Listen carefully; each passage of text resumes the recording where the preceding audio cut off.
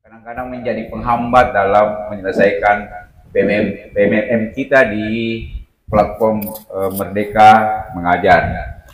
Untuk mempersingkat waktu, saya langsung persilakan kepada Ibu Ismawati Ismail untuk berbagi praktik baik tentang optimal penggunaan PMM. Kepada Ibu dipersilakan.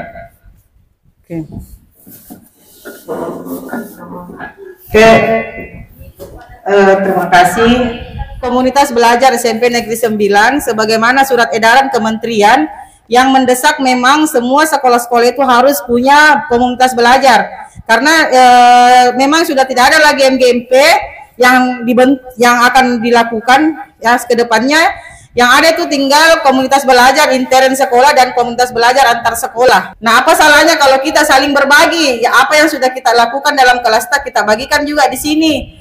Dan kita semua bisa mendiskusikannya, saling berefleksi dan saling memberikan umpan balik. Nah, seperti contoh yang saya lakukan yaitu bagaimana mengoptimalkan penggunaan PMM ya, yang sudah saya ikuti kemarin pertemuannya itu di kementerian tentang bagaimana melakukan pembenahan literasi di sekolah kita dengan melihat di PMM sumbernya. Ya, jadi yang saya dapatkan itu dari PMM. Nanti saya akan perlihatkan bagaimana caranya melihat di PMM itu tentang inspirasi literasi. Nah, kita rampung semua apa masalahnya di kelas 9.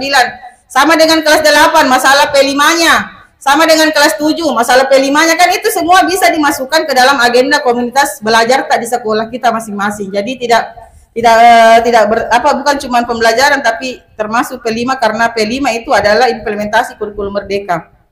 Nah kalau mau berbagi Bapak Ibu ya, jadi kita harus melihat dulu ada metode namanya metode STAR, STAR, itu kita lihat nih situasinya dulu apa. Contohnya ya, yang sudah saya lakukan, saya kemarin minta rapor pendidikannya Sekolata. Saya rasa baru berapa orang yang lihat itu rapor pendidikan. Bisa lihat itu benahi literasi, ternyata ada di PMM yang diajarkan apa saja yang kita bisa lakukan untuk melakukan pembenahan di baik itu literasi maupun numerasi.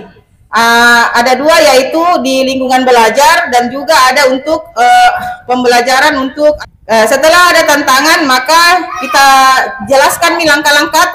Nah, kalau langkah-langkah saya yang pertama yaitu saya buka aplikasi PMM, kemudian tentang kurikulum merdeka, nanti ada slide-nya saya kasih lihat di sini nanti videonya. Kemudian langkah yang kedua, setelah saya baca seksama, lalu saya tentukan satu strategi yang saya gunakan untuk melatih anak-anak untuk pembenahan literasinya. Yang saya ambil kemarin itu yaitu tentang poster. Kenapa saya ambil poster? Karena poster itu gambarnya menarik, untuk menarik minat baca siswa.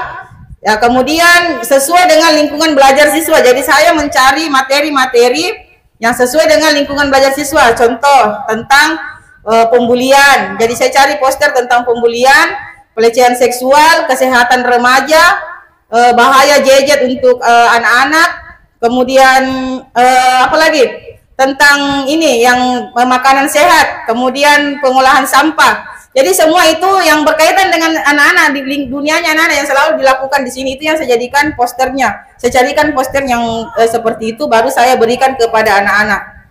Melakukan itu, maka kita minta refleksinya anak-anak apa menurut mereka tentang poster, apakah ada manfaatnya mereka dari poster yang dia baca, apa tindakan mereka setelah memahami isi poster. Otomatis kalau dia bisa memberikan pandangan bahwa yang saya lakukan setelah membaca poster tentang pembulian, bahwa pembulian itu seperti ini, berarti mereka sudah pahami apa itu isi poster.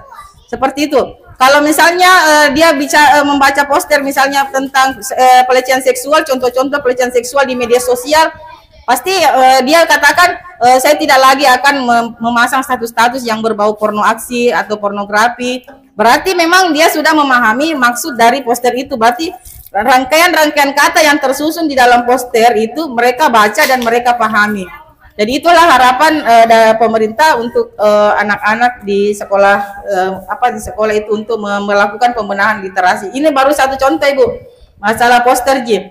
Nah, mereka dengarkan, nanti kita diskusikan tentang apa tadi yang kita baca sama-sama. Ya, sudah bisa selesai itu. Jadi tidak harus dia di situ juga yang saya baca ini saya hanya teruskan ke kita ya. Kita mau setuju mau tidak, nanti kita diskusikan. Yang saya baca di situ bahwa selama ini yang kita jalankan kan kita wajib tagih-tagih itu anak-anak tentang bagaimana sinopsisnya itu cerita yang dia baca, bagaimana setiap paragraf satu ide pokoknya tentang apa. Ya toh? Tapi ternyata katanya itu tidak wajib menjadi tagihan. Yang ringan-ringan saja yang kita baca, karena membaca itu anak-anak secara tidak langsung kalau dia baca dia akan bertambah perbendaharaan kosakatanya. Semakin banyak kosakata dia tahu, maka semakin banyak tanda tanya dalam pikirannya tentang apa ini. Nah, mungkin itu bisa dia tanyakan tentang kata-kata sulit. Nah, ada kata-kata sulit yang kamu temukan pada saat kamu membaca. Nah, bisa jadi itu juga yang kita tanyakan ke anak-anak kalau kita masuk di jam pertama literasi. Seperti itu. Ya, sehingga saya ambil poster begitu. Nah, tapi banyak, bukan cuma selain poster, membaca nyaring juga bisa, membaca bersama. Nah, kalau yang tadi saya bilang bisa juga membaca digital. Anak-anak baca buku digital. Ini buku digital Bu Tabe. Ini semua buku digital ini. Kalau kita klik ini, ini semua isinya.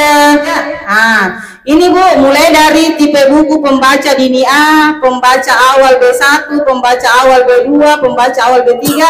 Nah, kasih lihat nih mana saja buku-buku yang cocok. Ya, kalau misalnya anak kalau saya di sekolah biar mulai dari awal supaya banyak toh. Nah, ini semua bisa semua di-download ini PDF. Saya sudah download juga ini. Nah, kalau pembaca media agak-agak tinggi nih pembahasannya, pendidikan dan pembinaan ideologi Pancasila untuk kelas 9. Tapi kalau untuk murid ini sesuai dengan lingkungan belajar jangan mikir dulu itu yang awal-awal mau dulu. Pembaca dini A mau dulu atau awal B1 mau. Nah, ini. Ya, ini bisa dicari bukunya di sini. Nah, contoh misalnya apa, Le? Ada. Olahraga.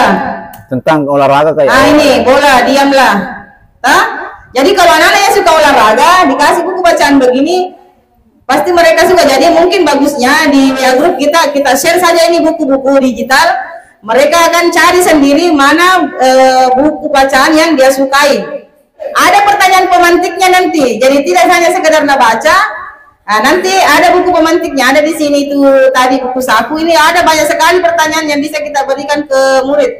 Nah, ini saya kira demikian. Terima kasih atas waktu yang disediakan untuk saya berbagi praktik baik hari ini, dan semoga kegiatan kita hari ini berlanjut ke depannya. Saya kembalikan kepada moderator.